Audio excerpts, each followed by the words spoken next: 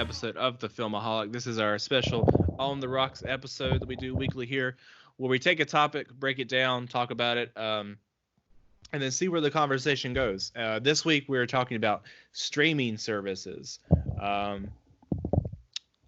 So this is kind of like a wide topic. There's no like certain aspect of the streaming services that we are talking about, but just in general, because like streaming services have definitely changed over the past few years, and like Netflix has been the leader in this, I believe. Netflix itself has came a long way, like it started off as just, I remember back as a kid having Netflix and getting the DVDs in the mail. I think it was like 2 a week we got, or like we got 2 at a time, I think. And then you would send it back and you would get more. And then overall, I know at Blockbuster, they tried to survive at one point and they copied that same model, and then it didn't work out for them, and Blockbuster's gone now. And then Netflix led us into the streaming service era that we are in now, where we now have Netflix, we have Hulu, we have Amazon Prime, we have Disney Plus. Those are the ones that come to my mind, but I know there's other ones as well, especially more I guess, I don't know, you could say premium ones that I feel like more are just movies, like Showtimes and Stars and all of those different ones. But as we go further into this year and into next year, there are a couple more that are coming out as well. We got HBO Max coming soon, as well as Peacock. I can't believe that's their title, but it is. Probably going to be free too.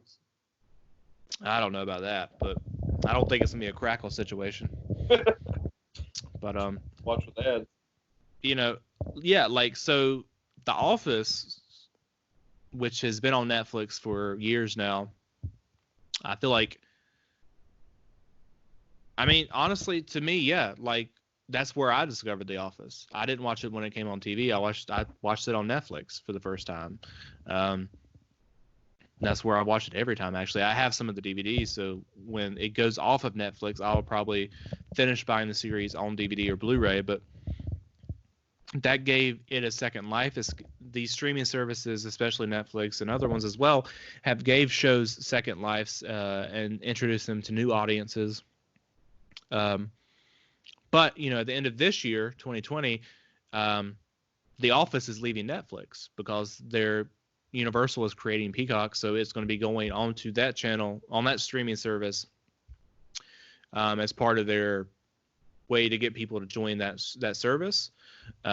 Friends has left Netflix. They're going to HBO Max. It's part of how they get people there. Yeah. So do you have any thoughts like to start off here? I have no point in having Netflix without The Office. There's no point. That was the only reason to get Netflix. Yeah, now it's over. Well, see, Netflix is evolving though, I think, to me, because like Netflix started off as that, right? Like it started off as a way that it was a streaming service that had a bunch of films. It had a bunch of shows that you liked or that you hadn't had a chance to watch and you could go check out. Now, I think Netflix is evolving past that, which other channels are trying to do now, or other services, my bad, are trying to do now with getting all of their properties that they can have on there. But Netflix is moving past it, and they're trying to be the next studio putting out original content. Yeah. The only one close to that is Amazon right now. Right. But and they are competitors. They're both in the same, but I always view them a little bit differently, and not that one's better than the other, but Amazon. They're still putting their stuff in theaters. Exactly. That's why I've always viewed them a little bit differently. There's some, like, what was it? Was it The Report? I told you it was last year. It was in theaters, but then it was on Amazon Prime. It was all now streaming. Yeah, because I was going to go see it in theaters, and you told me it was on Prime. I just checked it on Prime, but yeah. So I mean, I don't understand why you would do both simultaneously. But now, A lot of Prime stuff isn't like that. No. I mean, look at like Manchester by the Sea, for an example. Or I mean, I know that came out a couple years ago. There's been more recent ones as well, but Honey Boy. Honey Boy, they had longer theater runs before they ended up going on to Amazon Prime. And Honey Boy is still not available to purchase right now on Blu-ray. Really? But it's on I didn't think know that. it'll be a while. But I remember That's Manchester by the Sea was available just like any other one. But yeah, as far as I know right now, you can't buy Honey Boy.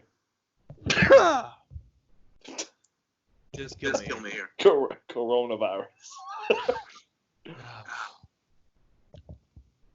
But yeah, like I've always felt that way about Amazon because their stuff to me has been available in the cinema before it was on Amazon, and Netflix hasn't really been doing that until recently, where they've been trying. And I feel like Netflix's only reason to put things in cinema now is because they're trying to get into the Oscar race. Yeah, that's the only reason.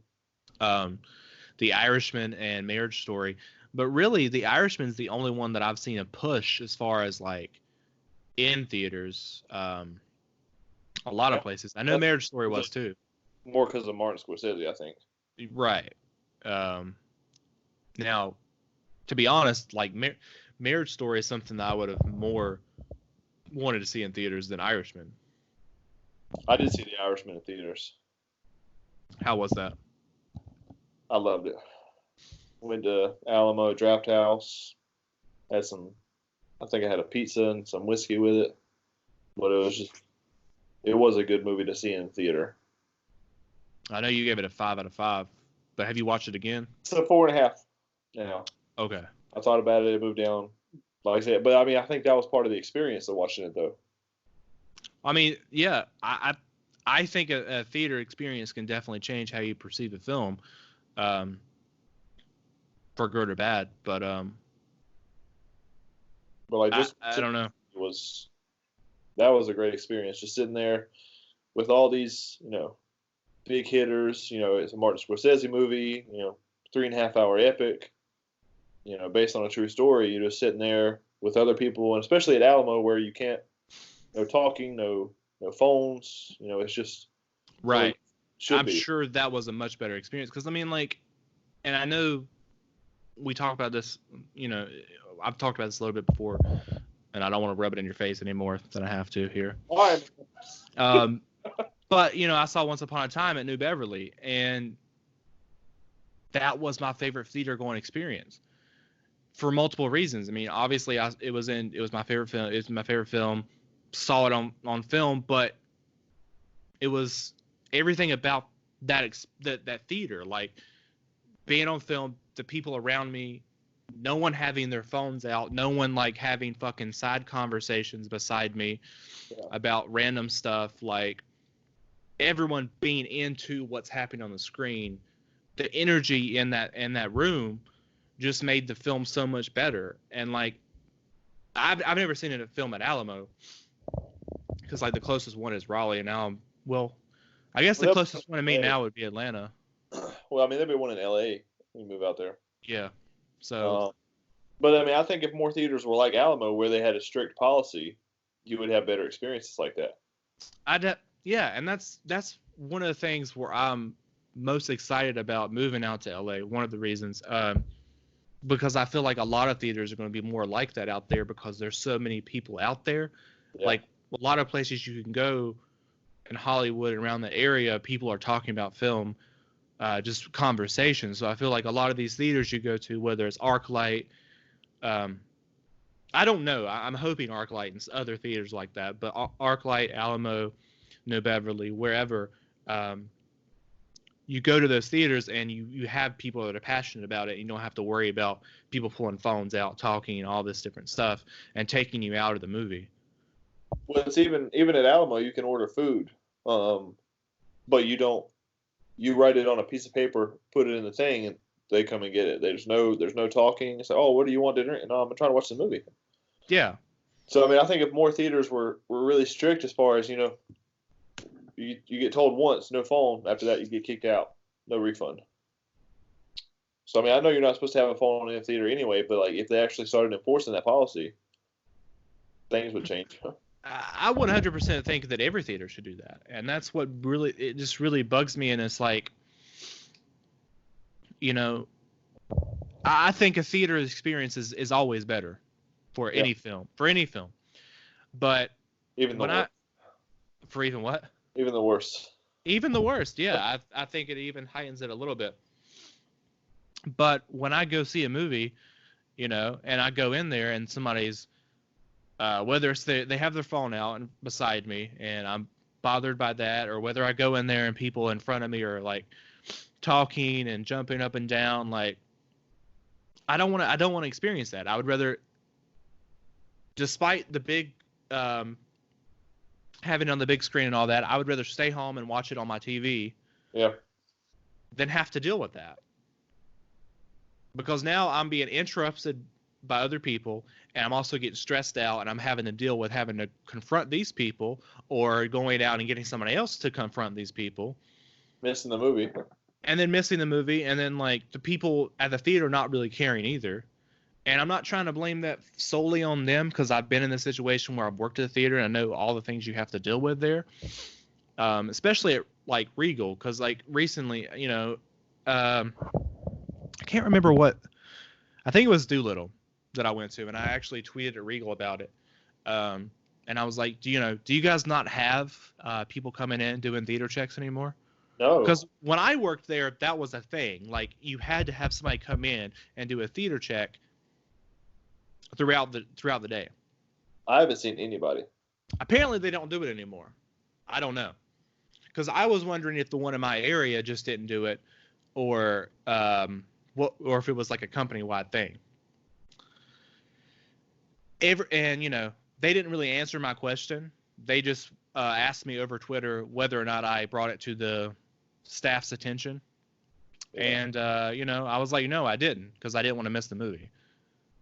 Which is a common thing that customers say, and it's an important thing. Here. You don't want to miss the movie. But the ones up here that I go to, no, there are no theater checks. Yeah. Now the AMC I go to, there might be, because the way it's set up,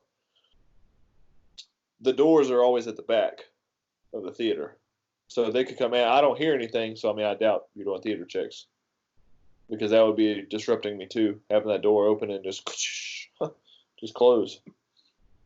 But I know up here for Regal have not. You know, they used to do theater checks where they brought in like flashlights. Yeah. And I don't agree with that at all. But I do agree with walking in without a flashlight, because for one, it's not disrupting people, and two, people aren't going to be as drawn to you and know that you're doing theater checks. So if they have their phone out, they're going to be caught off guard and be able to be kicked out. Yeah. And the people with the lights used to walk all the way up the stairs too, which was annoying.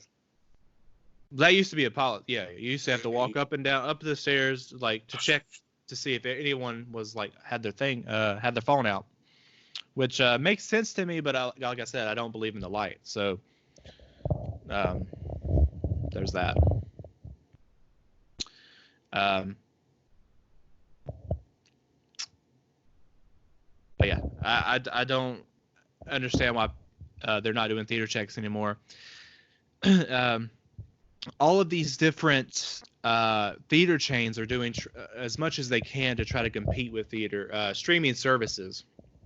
You know, Regal Unlimited, the AMC, A-List, different ones. I know Alamo is starting something too, which they have a season pass, but I'm not sure what all you get. Right, like I feel like, I mean, I know I don't think you do live close enough to even like go in to consider that. I think that's more when they started competing with MoviePass than streaming services. With theater chains? Yeah, like when they got A-List was the first one I remember. I think the A-List was definitely compete with MoviePass. Keep it now because of that. But at this point, I feel like it's more to compete, like with streaming service. And also, AMC actually has a streaming service now. Well, they have like on demand. I don't know what's happening with that. I don't know who cares. It's like where you can rent it through them, but it's not Okay. like. I mean, yeah, it's kind of like without you having to go to Redbox, because Redbox has on demand now too, but it's more expensive, which I don't understand. I don't know who's using Redbox anymore either. A lot of people. It's weird. Yeah, but it's like the Redbox on demand is more expensive, but I don't understand because there's no disc. So why is it not the same price? I feel like there's a certain type of person that uses Redbox still. It's like middle-aged people mostly. Yeah. It's like, I don't want to commit to a streaming service, so I'm going to pay more to rent one movie. I'll go to Redbox some. If what you're looking for is not on the streaming service, then sure. If it's new enough that I want to see it, and it's like, all right, well, I know I'm going to have to wait however long before this is going to be on a streaming service. Yeah, if I want to see it, then I will. But then chances are, if I wanted to see it bad enough, I would have went to the theater. Exactly. If you have like services like Regal Unlimited or A-List. If not, yeah, I guess it is a great, thing. $1.25 a night. I didn't really care for it. Well, you didn't raise so much money either. So. But then you also have to think about having to take the movie back without getting like the next day by the certain time that you rented it and all this different whatnot have you. It's a hassle, I'm sure. Yeah. Unless you live on the way to one. Yeah. If you live right beside a Redbox, then I'm sure that's great. It's a much better benefit. Like apartments should start putting them in. Get some business. That would be a great idea, especially for Redbox too. Well, you can't. Don't share this on YouTube then. I'll save that idea for myself. You put it right beside the mailboxes. Yeah. I know a lot of apartment complexes are trying to do that, or they've done that in the past, where they have like, we have like a. I know when I lived at Enclave where you were living, didn't they have like a movie? They have DVDs. We have 10 DVDs from 2004 that you can check out. I mean, they had a good amount, but I'm not going to the office just to look through your DVDs. Yeah.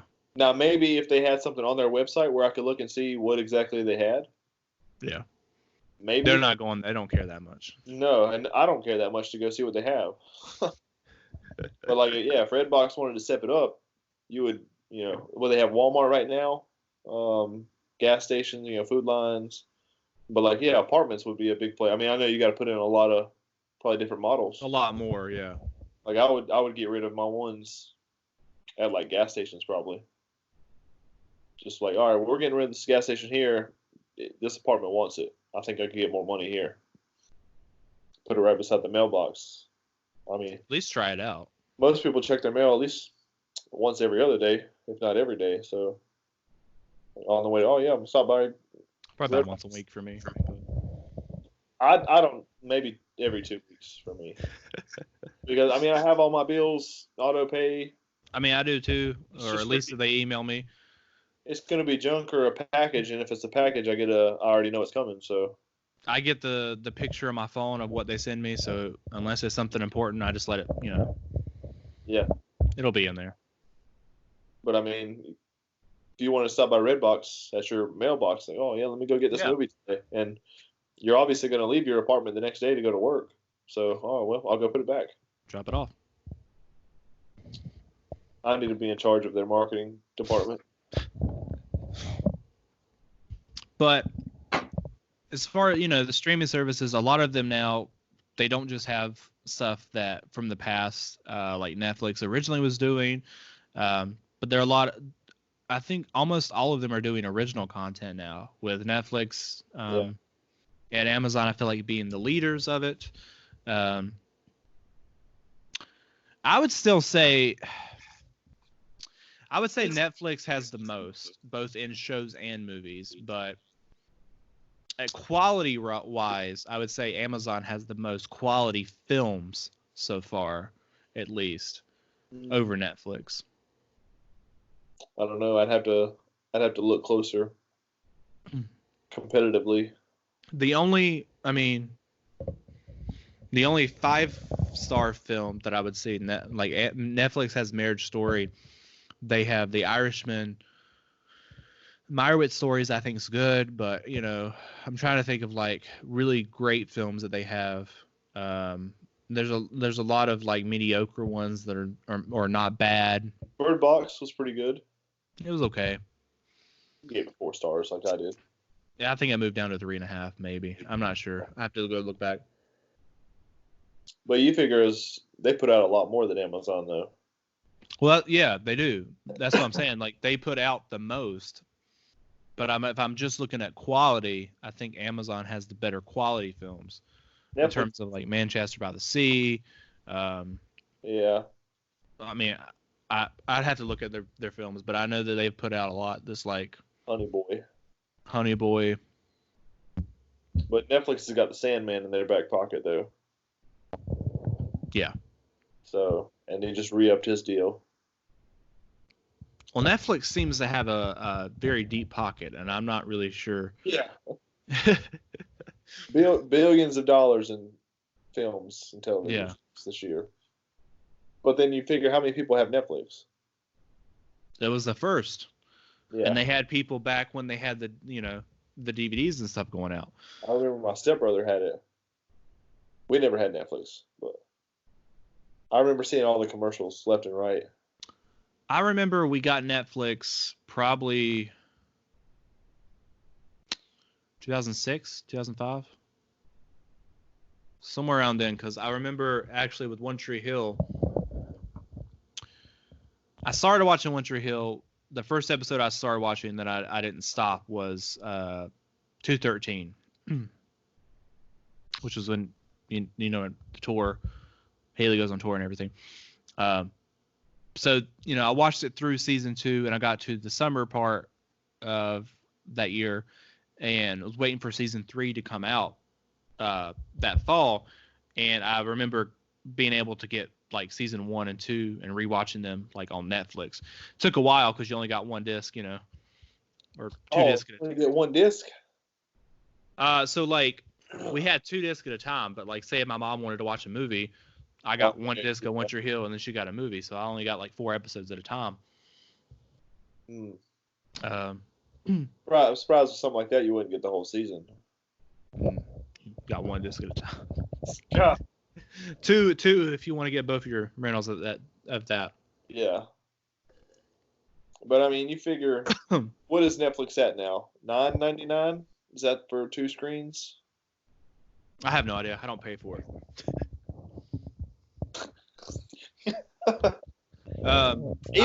Even at $10. I thought it was like, I think it's like maybe. Well, is it 12? Let's say 10, maybe. Okay. But even at $10 a month, how many people do you think subscribe to Netflix? A lot. So I mean, they can afford it for sure. I would feel like that's the most subscribed to streaming service. Yeah. And I think even the people that $9 a month is that's starting. the cheapest, $9. Yeah. But even Amazon, I think most people would have it for Prime, not for Prime Video. It's still included. It's still included, but that's not the main reason people have it. Most people get it for just the shopping. I mean, it's still included, but there's no way you watch it as much as. I mean, I think I watched Hunters, and I think that's the only Amazon show I've watched. I've watched the pilot, and that's the only one I've seen so far. But, I mean, I could count good or bad. Like, there's a lot of Netflix shows I've watched. I know you love Bloodline. Yeah. I mean, like I was telling you about Paradise PD. I haven't watched season 2 yet, but I will. Gladly. Stranger Things is huge. Stranger Things is huge. It's probably their biggest show. 13 Reasons Why was big when it came out.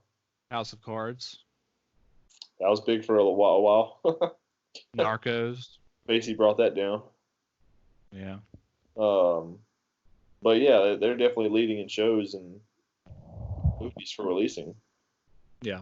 I think they need to focus more on better content. I think so too. Stop trying to put out the most and focus on the quality of it. Because there were so many at the end of the year last year. But I say that because that is how I feel to a certain extent. But also, you know, and I said this a little bit in my review on Letterboxd of Horse Girl. You know, Yeah. I watched that. That movie wasn't good. But I'd wait for you to watch it. I gave it a 2 out of 5, because I do think it, and it was a nice try. It had some stuff in there where I could see where they were trying to do what they were trying to do with it. The filmmaker, it just wasn't good. But the fact that Netflix, because this movie came out at Sundance, I think it was Sundance, a festival. The fact that Netflix was like, hey, we'll take it and we'll put it on here for people to watch.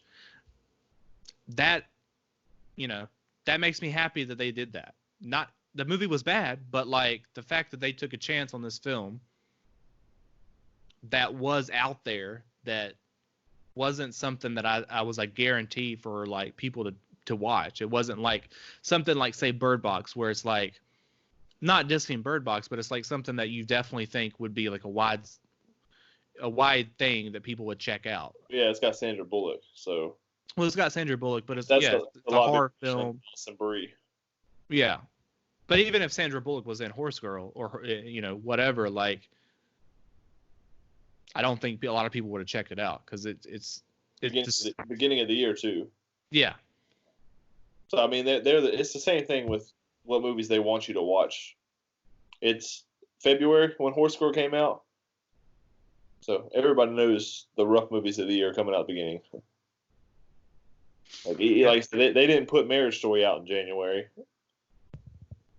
No. You could have in the first, if you already released it in theaters, it doesn't matter when you put it on Netflix. But you also have Adam Driver and Scarlett Johansson in Marriage Story. Yeah. Because I don't know when Meyerowitz Stories came out. I think it was around the fall. I assume that it was, but like it wasn't pushed for awards. But nor should it have been. I mean, I think it's a good movie, but no, it's not on the same level as Marriage Story. But I'm glad that movie was able to come out. Yeah. Because if Meyerowitz Stories had went to theaters, it wouldn't have succeeded. It has Adam Sandler and Ben Stiller, but it wasn't a comedy. It was a drama. It was a small drama with comedic moments. And where movies like that live now are streaming services. And that's part of this conversation I guess I want to get into here, is that people aren't coming out, and I know I've talked about this before with amusement park and all this in the past episodes, but people aren't coming out to these films in theaters anymore, and they now live on streaming services. Well, I think people have been burned a lot by movies. How so? Whether it's just bad movies consistently, and it's harder to find the better ones, like whether theaters aren't picking them up, or like we talked earlier, like bad theater experiences. I don't want to go anymore. Exactly. Like most people, if I can sit at home and watch The Irishman, I'll take my chances on not seeing it on the big screen, but being in the comfort of my own home. Because you got to think about that too, especially with the movie like Irishman, where it's like 3 hours. Do I want to risk paying the money and going to see this movie in theaters for 3 hours where somebody could bother me for that long? Or do I want to sit and watch it on my couch where I have the comfort and break it up? Yeah. I can go to the bathroom. I can grab a snack. I can grab a new drink. I can stretch out on the couch. I can get comfortable. Like, I don't have to worry about sitting there in the chair, and dealing with all of these people around me pulling their phone out. Like, yeah. 3.5 hours, I can take a nap and I can go back to my spot over and over and over. Right. I'm fine either way. Like, I'll go see the movies in theaters if I want to see it, if it's close enough. I mean, I drove to Raleigh for that one, but like, say, that was Martin Scorsese, Robert De Niro. Like, that's an event to go see. Yeah. I'm not driving to Raleigh for Horse Girl. Even like Michael Bay's movie, I'm not driving to Raleigh for Six Underground. Like, nah, I don't like you enough. I'll watch it on Netflix. I don't think I'm driving anywhere to see any of Michael Bay movies. Pain and Gain. But, it does make me wonder in terms of that, when I move to LA, how I'll see things differently then, and view things differently, because there'll be more, a lot of these films like The Irishman or Marriage Story or whatever that will eventually air on streaming services.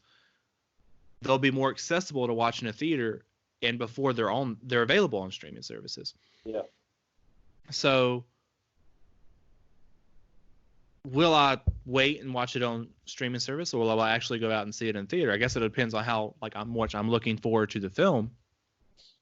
Well, where it's playing. Right. Is it across town? Is it going to take me an hour to get there? I would drive to Raleigh. That's the closest Alamo. I mean, there's other places around that show it. Yeah. Well, not The Irishman. I think that was the closest one that I found. Maybe Silver Spot in Chapel Hill. But then I don't like their huge tickets. You mean those notebook that prints out? Well, like and there's too, like I don't know, I'm not sure. Like, I think their theaters are smaller than Alamo's, and they don't have the same policy either. So, I mean, that's important to me. Is how serious they are about the movie going experience. Yeah. Like, I know people at Alamo, it's obviously that's the most well known thing about them is how strict they are. Like in LA, and there might be more, but I know the Alamo there is downtown LA. I think there's a few in California. I'm sure there's a few in California. I don't know about like Los Angeles. I have to look it up. Yeah, it looks like the only one that I know of is downtown LA. So, San Francisco. But I mean, obviously, LA would be closer.